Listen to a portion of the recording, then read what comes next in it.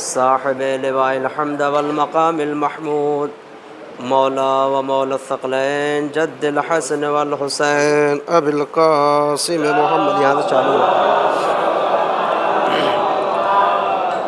وآلہ الطیبین الطاہرین المعصومین المظلومین المنتجبین المنتخبین اما بعد بسم اللہ الرحمن الرحیم اللہم اجعل سعی فیہ مشکورا وذنبی فیہ مغفورا صلوات پڑھیں پر محمد۔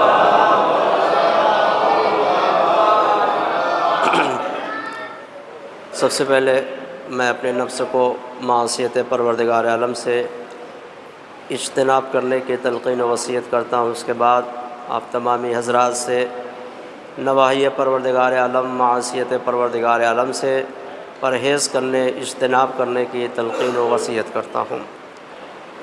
پروردگار عالم اس مہینے میں ہماری کوششوں کو پسندیدہ قرار دے اور ہمارے گناہوں کو بخش دے۔ یقیناً رمضان المبارک کا یہ بابرکت مہینہ بہت تیزی سے گزر گیا ہے اور آخری چند ایام اس ماہ مبارک کے ہمارے درمیان موجود ہیں، اور یہ ماہ مبارک کا آخری عشرہ اس لیے بھی اہم ہوتا ہے کہ اس عشرے میں لیلۃ القدر بھی ہے، اور ایسی لیلۃ القدر کے جو 1000 مہینوں سے بہتر ہے، 1000 راتوں سے 1000 مہینوں سے افضل ہے لیلۃ القدر کو سلسلے سے قرآن مجید میں خداوند عالم ارشاد فرماتا ہے خیر من الف شہر، کہ شب قدر جو ہے 1000 مہینوں سے افضل ہے۔ پروردگار عالم سے دعا ہے کہ پروردگار عالم ہمارا نام بھی ان خوش نصیبوں میں قرار دے، شامل کرے کہ جو افراد اس عظیم رات کی رحمتوں اور برکتوں سے مشرف ہوئے ہیں اور پروردگار عالم انہیں فیضیاب کیا ہے۔ ہمیں بھی دعا کرنی چاہیے کہ پروردگار عالم ہمیں بھی شب قدر کی سے جو لوگوں نے فیضیاب ہو چکے ہیں انہیں کے ساتھ ہمارا بھی شمار فرمائے اور اپنی نعمتوں سے ہمیں بھی سرفراز فرمائے۔ بے شک رمضان المبارک کے دن، راتیں، ساعتیں، لمحے، اوقات، لحظے، ہر طریقے سے، چاہے وہ لحظے ہوں، چاہے گھنٹے ہوں، چاہے منٹ ہوں، چاہے ساعت ہوں، جو کچھ بھی ہیں تمام کے تمام پروردگار عالم کا عطیہ ہے، کیونکہ خداوند عالم نے اس مبارک مہینے کے ہر لحظے کو، ہر ساعت کو، ہر لمحے کو ہمارے لیے ایک نعمت قرار دیا ہے، ایک اپنے لیے ہمارے لیے ایک عطیہ اور ایک ہدیہ قرار دیا ہے کہ یہ مومنین کے لیے، بندگان خدا کے لیے یہ مبارک مہینہ کیا ہے؟ عطیہ ہے، ہدیہ۔ ایک صلوات پڑھے پر محمد و آل محمد۔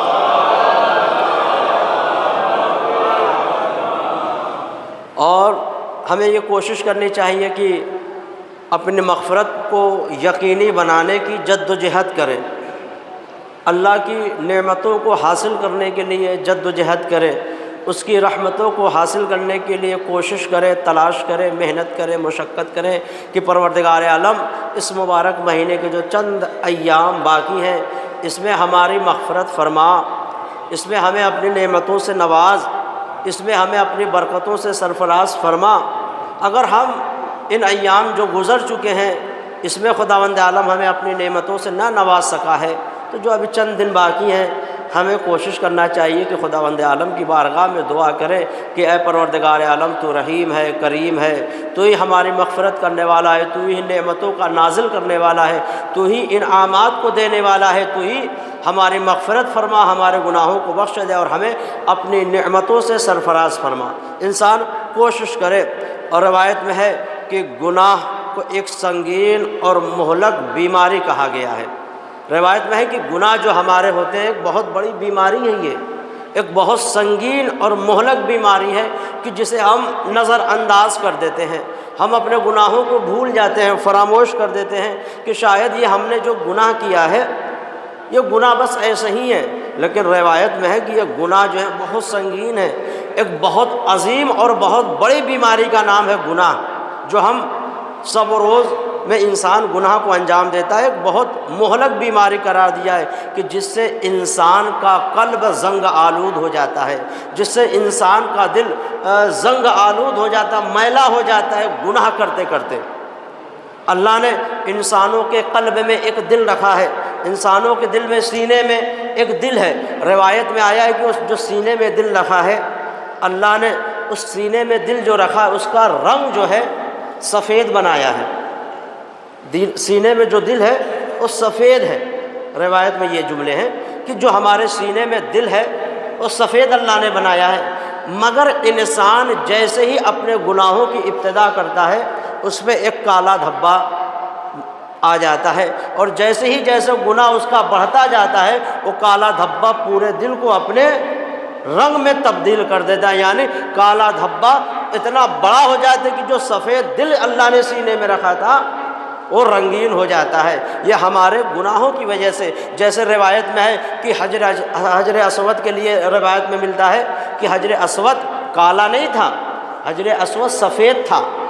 حجر اسود سفید اللہ نے نازل کیا تھا آسمان سے، جو خانہ کعبہ میں حجر اسود کو رکھا ہے یہ آج کالا ہے، لیکن اللہ نے جو آسمان سے نازل کیا تھا حجر اسود کو سفید رنگ کا نازل کیا تھا، مگر گنہگار افراد اس حجر اسود کو اتنا بوسہ دیا ہے، اتنا چوما ہے کہ ان گنہگار افراد کے بوسہ دینے کی وجہ سے اس حجر اسود جو سفید تھا کالا ہو گیا ہے۔ اسی طریقے سے ہمارا سینے میں جو دل ہے، ہمارے گناہوں کی وجہ سے اللہ نے اس کے رنگ کو تبدیل کر دیا ہے۔ جیسے ہی گناہ انسان کرتا ہے اس کے دل کا رنگ تبدیل ہوتا ہے۔ تو روایت میں ہے کہ گناہ جو ہے بہت بڑی بیماری کا نام ہے، انسان ان گناہوں سے بچتا رہے۔ اور یہ مبارک مہینہ جو خداوند عالم نے ہمیں عطا کیا ہے، اس میں اللہ نے توبہ کا دروازہ ہمارے لیے کھول کے رکھا ہے۔ ہمیشہ 24 گھنٹہ اللہ نے توبہ کے دروازے کو ہمارے لیے کھول کے رکھا ہے۔ جو بھی اس دروازے پر حاضر ہوگا پروردگار عالم اس کی دعا کو اور توبہ کو ضرور قبول فرماتا ہے۔ عاصی گناہگار بندہ ہی کیوں نہ ہو، مگر اس کی رحمت سے انسان کو مایوس نہیں ہونا چاہیے کہ خداوند عالم نے جو اپنی نعمتیں رحمتیں ہمارے شامل حال قرار دینا چاہتا ہے، انسان کو مایوس نہیں ہونا چاہیے کہ اگر ہم نے بہت بڑے گناہ کر دیے ہیں تو خداوند عالم ہمیں معاف نہیں کرنے والا ہے۔ نہیں عزیزان محترم، ہمارے گناہوں سے بڑی اس کی نعمتیں ہیں، ہمارے گناہوں سے بڑی اس کی رحمتیں ہیں کہ اپنی رحمت کی وجہ سے ہمارے گناہوں کو بخش دے گا۔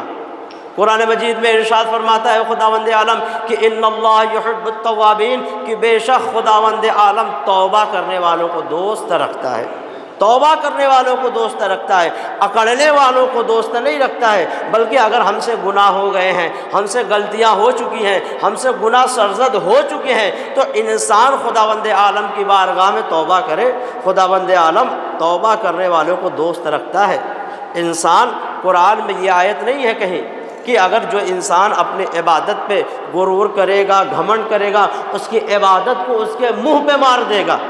لیکن اگر ایک گناہگار انسان گناہ کرنے کے بعد توبہ کرتا ہے کہ اے پروردگار عالم مجھ سے غلطی ہو گئی، مجھ سے گناہ ہو گئے، اب میں تیری بارگاہ میں ارادہ کرتا ہوں کہ دوبارہ یہ مجھ سے غلطی نہیں ہوگی، تو پروردگار عالم ایسے توبہ کرنے والوں کو دوست رکھتا ہے، ایسے توبہ کرنے والوں کو معاف کرنے کی طاقت رکھتا ہے۔ جیسے انسان خداوند عالم ہر چیز پر قدرت رکھتا ہے، ہر قدرت اس کے قبضے قدرت میں، جسے چاہے معاف کرے، جسے چاہے معاف نہ کرے۔ تو عزیزان محترم، اگر اس ماہ مبارک نے ہمیں جو نعمتوں سے سرفراز کیا ہے، پروردگار عالم کی بارگاہ میں ہم دعا کریں کہ پروردگار عالم ہمارے گناہوں کو معاف فرما، اور اگر ہم ندامت اور پشیمانی کے ساتھ اس کے دروازے پر حاضر ہوں گے، اگر ندامت اور شرمندگی کے ساتھ اس کی بارگاہ میں حاضر ہوں گے، تو پروردگار عالم کی مغفرت اور دعائیں یقیناً ہمارے گناہوں کو مٹا دے گی۔ بس شرط یہ ہے کہ ہمیں پشیمان ہونا چاہیے، ہمیں شرمندگی ہونی چاہیے اپنی خطاؤں سے، ہمیں اپنی غلطیوں پر شرمندگی، احساس ندامت ہونا چاہیے کہ ہم سے غلطی ہوئی ہے، ہم سے گناہ ہوئے ہیں۔ انسان گناہ کرنے کے بعد اکڑنے کی کوشش نہ کرے، انسان اپنے گناہوں پہ پردہ ڈالنے کی کوشش نہ کرے۔ انسان جب گناہوں پہ پردہ ڈالنے کی کوشش کرتا ہے تو اس کے گناہوں کے راز کو خداوند عالم کھولنا چاہے تو کھول سکتا ہے، مگر خداوند عالم اتنا رحیم ہے، اتنا کریم ہے، اتنا ہمارے لیے رحمت ہے، اس کی نعمتیں اسے سرفراز کرتا ہے کہ ہمارے گناہوں کے راز کو نہیں کھولتا ہے۔ ہم گناہ دن بھر کرتے ہیں، ہم سے خطائیں 24 گھنٹہ ہوتی ہے، مگر خداوند عالم کی نعمتیں ہیں، اس کی رحمت ہے کہ اپنے رحمت سے ہمیں مایوس نہیں کرتا اور ہمارے گناہوں کے راز کو نہیں کھولتا ہے۔ انسانوں کے درمیان اگر غلطیاں ہو جاتی ہے، انسان اس راز کو فاش کر دیتا ہے، انسان اس راز کو کھول دیتا ہے، لیکن خداوند عالم جو اس کائنات کا مالک ہے، اس کائنات کا خالق ہے، اس کائنات کا رازق ہے، اس کائنات کا پیدا کرنے والا ہے، مگر اپنے گنہگار بندوں کے راز کو نہیں کھولتا کسی کے سامنے کہ بھیا دیکھو یہ بھیا فلاں صاحب جو تھے کل ایسا ایسا کیا ہے۔ خداوند عالم چاہے تو راز کھول دے، مگر خداوند عالم راز نہیں کھولتا ہے انسانوں کے۔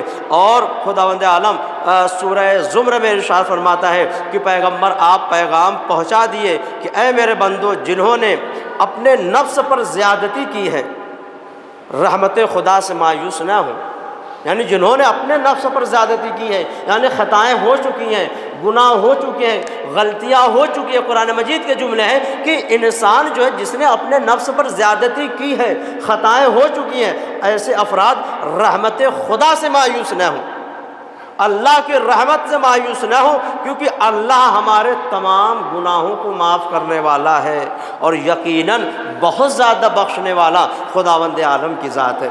یعنی خداوند عالم خود ہمیں دعوت دے رہا ہے کہ اس کی رحمت سے مایوس نہ ہو۔ آپ زیادتی اپنے نفس پر ہو گئی ہے، ہم سے گناہ ہو گیا، ہم سے سرزد ہو چکی ہے، غلطیاں ہو چکی ہیں، مگر انسان اللہ کی رحمت سے مایوس نہ ہو کہ ہمیں پروردگار عالم معاف کرنے والا نہیں۔ یقیناً پروردگار عالم کی رحمت ہمارے گناہوں سے بہت بڑی ہے، بہت عظیم ہے۔ اور ایک صحابی امیر المومنین علی ابن ابی طالب علیہ الصلاۃ والسلام مولا کائنات سے سوال کرتے ہیں مولا استغفار کیا ہے؟ مولا سے سوال کرتے ہیں مولا استغفار کیا ہے؟ ایک صلوات پڑھیں پر محمد وآل محمد۔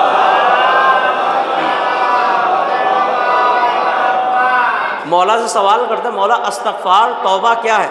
تو مولا فرماتے ہیں استغفار کی 6 مراحل ہیں، یعنی استغفار کی 6 شرطیں ہیں، یعنی استغفر اللہ ربی و اتوب الیہ کہنے کی 6 شرطیں ہیں، جو ہم بعض وقت دیکھا جاتا ہے کہ استغفر اللہ استغفر اللہ استغفر اللہ، یہ شرطیں امام نہیں فرما رہے ہیں۔ امام کی شرطیں سنیں، امام کیا فرماتے ہیں؟ توبہ اور استغفار کی شرطیں۔ اولھا الندم علی ما مضی، پہلی شرط جو مولا فرماتے ہیں توبہ اور استغفار کی ہے۔ مولا فرماتے ہیں پہلی شرط ہے کہ گزشتہ گناہوں اور خطاؤں پر انسان کو پشیمان ہونا ہے۔ پہلی شرط یہ ہے استغفار کرنے کی، اپنے جو ماضی میں گناہ ہم نے کیا ہے اس گناہوں سے پشیمان ہونا ہے، اس گناہوں پر نادم ہونا ہے۔ یہ نہیں ہو سکتا ہے کہ ہمیں اپنی کوتاہیوں پر پچھتاوا بھی نہ ہو، ہمیں اپنی غلطیوں پر پچھتاوا نہ ہو، صرف زبان سے استغفر اللہ کہنا مولا فرماتے ہیں یہ کافی نہیں ہے۔ پہلی شرط یہ استغفر اللہ کی کہ انسان سے جو غلطیاں ہو چکی ہیں ماضی میں اس غلطیوں پر پچھتائے، نادم ہو، شرمندہ ہو کہ پروردگار عالم مجھ سے غلطی ہو گئی ہے، مجھ سے خطائیں ہو چکی ہے، میں شرمندہ ہوں اپنی غلطیوں سے، میں پشیمان ہوں، میں تیری بارگاہ میں اپنی غلطیوں کا اعتراف کرتا ہوں۔ تو کہتے ہیں یہ پہلی شرط ہے توبہ کی کہ انسان پہلی ہے کہ اپنی غلطیوں کا اعتراف کرے اور ماضی میں جو خطائیں ہو چکے ہیں اس پر پچھتاوا کرے کہ مجھ سے غلطی ہو چکی ہے، اور اگر خلش دل میں محسوس کرتا رہے کہ مجھ سے کاش یہ غلطی نہ ہوتی، کاش یہ میں گناہ نہ کیا ہوتا، تو کہتے ہیں یہ توبہ خداوند عالم کی بارگاہ میں قابل قبول توبہ ہے۔ لیکن ایک انسان ہے توبہ کرتا رہتا ہے، توبہ کرتا رہتا ہے، اب یہاں تو توبہ کیا لیکن جیسے ہی مسجد کے باہر گیا پھر ویسا شروع، تو کہتے ہیں یہ توبہ نہیں ہے، بلکہ یہ تو توبے کے ساتھ مذاق کر رہا ہے۔ توبے کے ساتھ کیا ہے؟ مذاقہ کر رہا ہے کہ انسان استغفر اللہ تو کہہ رہا ہے مگر اپنے گناہوں پر پشیمان نہیں ہو رہا ہے، اپنی غلطیوں پر پشیمان شرمندہ نہیں ہو رہا ہے۔ تو مولا فرماتے پہلی شرط یہ ہے توبہ اور استغفار کی کہ انسان جو ماضی میں گناہ کر چکا اس سے شرمندہ اپنے آپ کو محسوس کرے، پشیمانی محسوس کرے۔ اس کے بعد مولا فرماتے ہیں والثانی، دوسری شرط کیا ہے توبہ کی کہ مستقبل میں اس گناہ کو دوبارہ انجام نہ دینے کا مصمم ارادہ کرے۔ یعنی اگر ہم سے کل جو غلطی ہو چکی ہے، کل جو ہم سے غلطیاں ہوئی ہیں، آج ہم نے توبہ و استغفار کیا، مگر دل میں یہ بھی ارادہ رہے کہ پروردگار عالم دوبارہ یہ غلطی نہیں ہوگی، دوبارہ یہ خطائیں نہیں ہوں گی، دوبارہ یہ گناہ نہیں ہوگا، دوبارہ یہ غلطیاں نہیں ہوگی، تو مولا فرماتے ہیں دوسری شرط یہ ہے کہ مصمم ارادہ کرے کہ دوبارہ اب یہ مجھ سے غلط الناس کو معاف نہیں کر سکتا ہے۔ تو اگر ہمیں اپنی توبہ اور استغفار کروانی ہے تو پہلے حق الناس کو ادا کرنا پڑے گا، جو ہمارے ذمے لوگوں کے حق ہے اس حق کو ادا کرنا پڑے گا۔ اور ایک صلوات پڑھیں بر محمد و آل محمد۔ چوتھی شرط مولا فرماتے ہیں توبہ کی کہ خدا کے حق کی ادائیگی، یعنی یہ نہیں ہو سکتا کہ انسان نماز کرتے رہیں، روزہ ترک کرتے رہیں، خمس و زکوٰۃ سے غافل نہ ہوں اور استغفار بھی کریں، استغفار کے ساتھ ساتھ حقوق اللہ کی ادائیگی بھی ہے کہ جو اللہ کے حق ہے اسے بھی ادا کرتا رہے۔ مولا فرماتے ہیں صرف تماچے مارنا گال پہ یہ استغفر اللہ نہیں ہے کہ انسان تماچے مارے استغفر اللہ کے اور گالوں پہ تماچے مارے، یہ استغفر اللہ مولا کی نگاہ میں یہ استغفر اللہ نہیں ہے۔ مولا کی نگاہ میں تو یہ استغفر اللہ ہے کہ جو لوگوں کے حق ہے اسے ادا کرے، جو اللہ کے حق ہے اسے حق کو ادا کرے۔ یہ توبہ اور تماچے گالوں پہ مارنا یہ اپنے آپ کو اذیت دینا ہے، یہ استغفار نہیں ہے۔ اس کے بعد پانچویں شرط مولا فرماتے ہیں امیر المومنین علی ابن ابی طالب علیہ الصلوۃ والسلام۔ اب یہ والی شرط بڑی مشکل ہے، مولا فرماتے ہیں بڑی سخت ہے یہ والی شرط توبہ کی۔ مولا کیا فرماتے ہیں؟ پانچویں شرط یہ ہے کہ مال حرام سے جو تمہارے جسم پر گوشت بنا ہے اسے پگھلاؤ۔ یہ مولا فرماتے ہیں توبہ کی شرط، اگر توبہ استغفار کرنا ہے تو جو مال حرام سے تمہارے جسم پر گوشت بنا ہے اسے پگھلاؤ یہاں تک کہ کھال ہڈیوں سے چپک جائے۔ اب یہ کوئی نہیں کہہ سکتا ہے مولوی صاحب اگر گوشت کو گلا دیں گے تو زندہ کہاں سے رہے گا انسان۔ اب مولا فرماتے ہیں کہ کھال ہڈیوں سے چپک جائے، گوشت گل جائے اور پھر مال حلال سے دوسرا گوشت بنے۔ بڑی سخت شرط ہے یہ۔ انسان مولا کا چاہنے والا ایسے نہیں بن سکتا ہے، مولا کا چاہنے والا ایسا نہیں ہو سکتا ہے۔ مولا کا چاہنے والا بڑا آسان نہیں ہے، بڑی سخت منزل ہے مولا کا چاہنے والا بننے کے لیے۔ مولا فرماتے ہیں مال حرام سے جو ہمارے جسم پر گوشت بن چکا اسے گلائے۔ اب گلانا کتنی مشکل بات ہے۔ اب انسان ایک مہینہ بیچارہ روزہ رہتا ہے تو 2-4 کلو وزن گھٹ جاتا ہے تو کہتا ہے کہ کمزوری محسوس ہونے لگتی ہے، یعنی ابھی مکمل روزے بھی نہیں ہوتے ہیں، 2-4 روزے باقی رہتے ہیں، ویکنس آنے لگی ہے۔ یعنی انسان ایک مہینے میں جو ہے جو ایک اللہ سے قریب اور اپنے جسم کو پاک کرنے کا مہینہ ہے کہ انسان اپنی روح کو اپنے جسم کو پاک کر سکتا ہے، مگر ویکنس محسوس کرنے لگتا ہے، کمزوری محسوس کرنے لگتا ہے۔ اور مولا فرماتے ہیں جو مال حرام سے گوشت بن چکا ہے اس گوشت کو گلاؤ، پھر دوبارہ چاہے ہماری ہڈیوں سے ہماری کھال کیوں نہ چپک جائے اور دوبارہ مال حلال سے گوشت بناؤ۔ یہ ایک عظیم اور بہت سخت منزل ہے کہ انسان مال حرام سے جو انسان گوشت بنا چکا ہے اسے دوبارہ گلانا، یہ کتنا مشکل مرحلہ ہے۔ مگر انسان کوشش کرے کہ جو ہم سے گناہ ہو چکے، غلطیاں ہو چکی ہے، پروردگار عالم کی بارگاہ میں دعا کرے کہ پروردگار عالم تو رحیم و کریم ہے، تو ہمارے گناہوں کا بخشنے والا ہے، تو ہمارے خطاؤں کو معاف کرنے والا ہے۔ ارادہ کرے انسان کی دوبارہ جو غلطی ہو چکی ہے پروردگار عالم دوبارہ ہم سے یہ گناہ نہیں ہونے والے ہیں، دوبارہ یہ ہم سے غلطیاں نہیں ہونے والی ہے۔ اس کے بعد مولا پھر ارشاد فرماتے ہیں، اس کے کہتے ہیں کہ یہی یقیناً ایک نہایت سخت کام ہے، لیکن مولا فرماتے ہیں توبے کی تکمیل کے لیے ضروری بھی ہے، توبے کو مکمل کرنے کے لیے یہ شرط ضروری بھی ہے۔ اس کے بعد چھٹی شرط مولا ارشاد فرماتے ہیں کہ اپنے جسم کو عبادت کی زحمت برداشت کرنے کا عادی بناؤ، اسی طرح جیسے وہ گناہوں کی لذت کا عادی تھا۔ عبادت کی جسم کو عبادت کے لذت کا عادی بنانا پڑے گا، جیسے ہم ماضی میں ہمارے جسم گناہوں کی لذت کو محسوس کر رہے تھے۔ اب مولا فرماتے ہیں کہ اگر تمہیں توبہ و استغفار کرنا ہے تو اپنے جسم کو عبادت کی لذت سے معین کرو۔ ایسا نہ ہونا چاہیے کہ ہم عبادت کرتے رہیں اور اس عبادت میں لذت محسوس نہ ہو، ہم عبادت کرتے رہیں اور اس عبادت میں ذائقہ محسوس نہ ہوتا رہے۔ مولا فرماتے ہیں تمہیں اپنی توبہ کو قبول کروانی ہے تو اپنی عبادتوں میں لذت محسوس کرو۔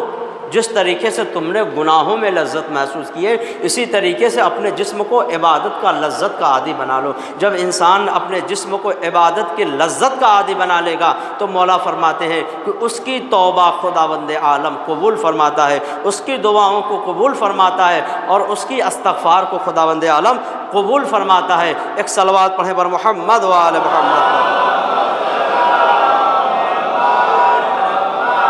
اور عزیزان محترم ایک صلوات پڑھیں بر محمد و آل محمد۔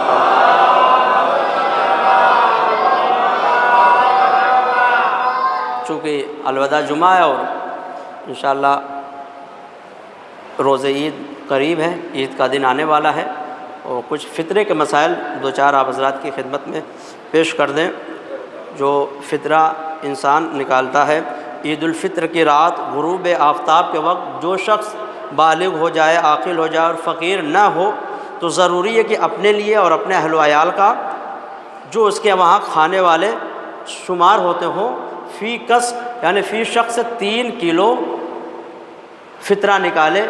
گیہوں، جو، چاول، جو بھی اپنے شہر میں، جو بھی اپنے گھر میں زیادہ استعمال انسان کرتا ہے، ایک آدمی کا 3 کلو فطرہ نکالے، اور جو بھی شہر میں استعمال چیزیں کرتا ہو ان چیزوں کا استعمال، چاہے ہمارے یہاں زیادہ تر آٹا اور گیہوں استعمال کیا جاتا ہے، آٹے کی قیمت سے جو انسان استعمال کرتا ہے آٹا 30 روپیہ 35 روپیہ جو بھی ہے، اس کی قیمت ایک آدمی کی 3 کلو نکالے، یہ واجب ہے۔ اور اگر کسی کے یہاں کوئی رات میں غروب آفتاب کے وقت مہمان بن جائے اور کھانے والا شمار ہوتا ہو تو اس کھانے والے کا بھی فطرہ صاحب خانہ پر واجب ہے۔ یعنی اگر مثلا میں غروب کے بعد آپ کے گھر گیا، آپ نے مجھے کھانے کے لیے بلایا، مولوی صاحب آئیے کھانا ہے، تو اب آپ کا فطرہ جو ہے، میرا فطرہ آپ پر واجب ہے کہ میرا بھی فطرہ آپ ہی کے ذمے ہے۔ مگر ایک کنڈیشن یہ ہے کہ اگر آپ اس شرط سے بلا رہے ہیں کہ مولوی صاحب آئیے افطار ہے، افطار کے لیے فطرہ نہیں ہے، کھانے کے لیے فطرہ ہے، کہ اگر انسان کھانے کے لیے بلا رہا ہے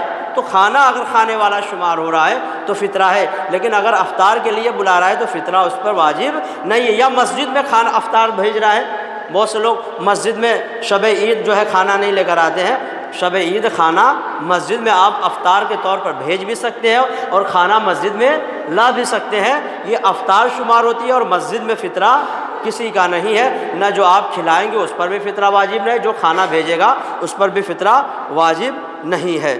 تو اس کے بعد جو ایک صلوات پڑھیں پر محمد و آل محمد۔